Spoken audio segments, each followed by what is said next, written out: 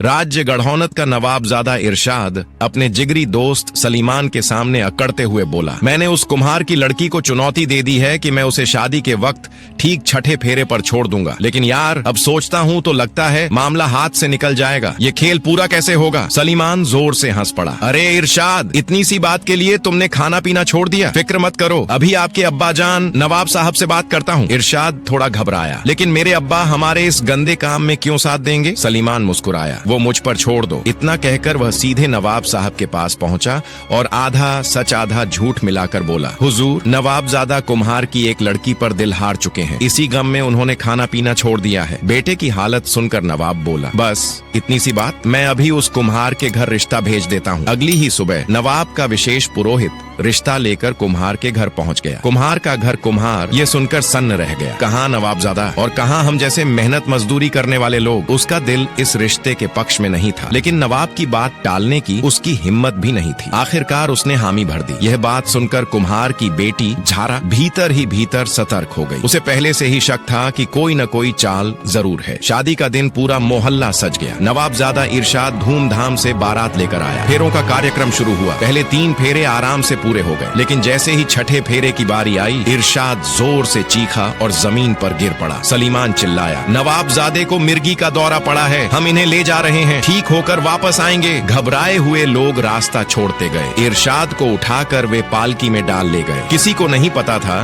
कि यह सब पहले से रची हुई चाल थी, लेकिन झारा चालाक थी। जिस बात का डर था वही हुआ, और उसी का इंतजार भी उसे था। छठा फेरा शुरू होते ही शोर शराबे में झारा ने चुपके से इरशाद की कमर से खंजर निकाल ली थी। बारात जाते ही झारा उठी, खंजर हाथ में लिया और अकेली ही छठा फेरा पूरा कर दिया। यानी शादी चाहे जो भी सोचकर रची गई हो, पूरा हो